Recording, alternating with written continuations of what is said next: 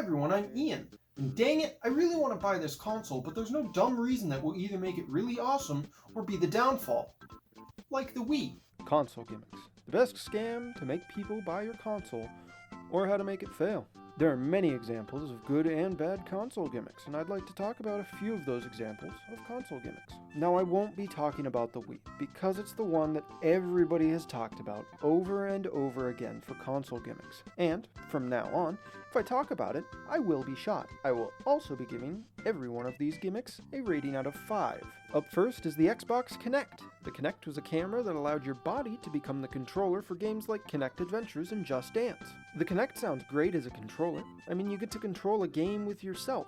For games like Just Dance, it works great, but for other games, it just comes up short. The biggest problem with Kinect is the fact that you need so much space for it. It also frequently messes up with the tracking, so it's hard to select stuff, as you have to use your body to even do that. You can also use the Kinect for voice controls, at least on the Xbox One model, which, another problem, when the Xbox One came out, Xbox forced users to have the Kinect connected to the Xbox One. Due to the Xbox One requiring the Kinect on launch, I'm giving it a 2 out of 5. Up next is the Nintendo DS, and I absolutely love the DS. It was my first console that I got new and played it so much. Road trips, school trips, it was just fun. Now the DS actually has 2 gimmicks. The first being that it has 2 screens, and the second being that the bottom is a touch screen.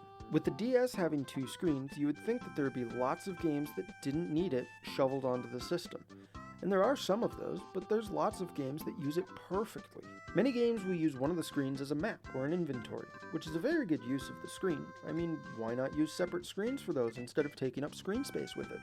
But games that really stand out are the ones that use them both in different ways. There's games like The Legend of Zelda Phantom Hourglass, which uses the touchscreen to control Link, or puzzle games where you can move pieces with the touchscreen. But what I think really shows the best use are the games like Brain Age, where you draw things. Another very good example is the Pokemon Ranger games, which there are 3 of.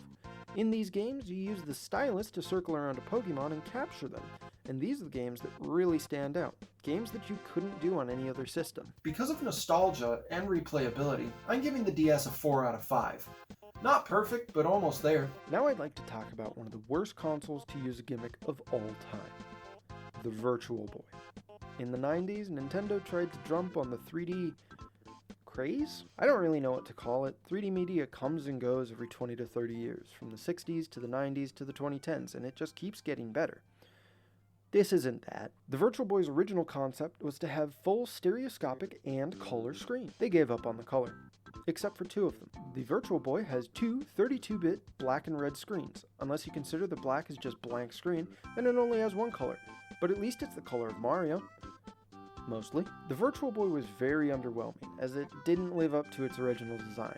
It only had 14 games released in the US and 19 games released in Japan, coming to 22 total, with overlap between the regions.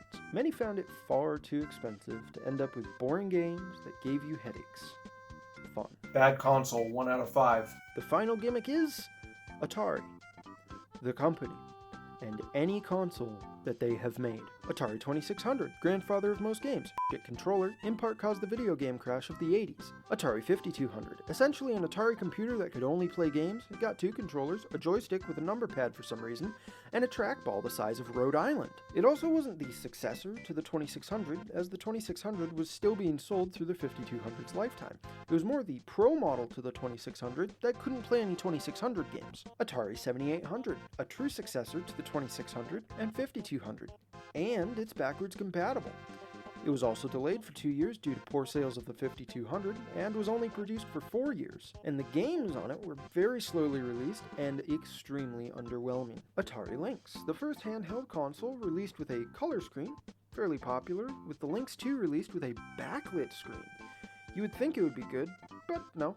The Lynx was given up on Atari after 4 years. Barely any games were released, totaling 76, and it ended up dying off. Atari Jaguar and Jaguar CD. Why put a number pad on a controller in the 90s? That's an 80s thing.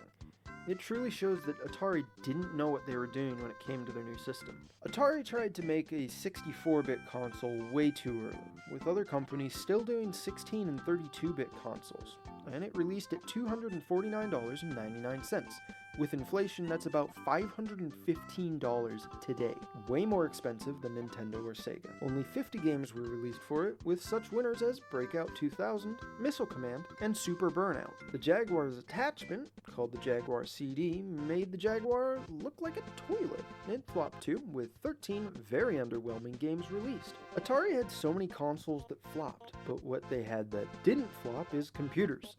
I believe that if they just stuck to computers and computer components, they'd still be here today. I'd like to rate Atari higher, but due to many of their consoles being disappointing, 2 out of 5. As you can see, when a gimmick is done right, it's really good, but when it's just shoveled onto the system with hardly any use, it tends to flop. I think the key is to make games that really use the gimmick to its fullest potential.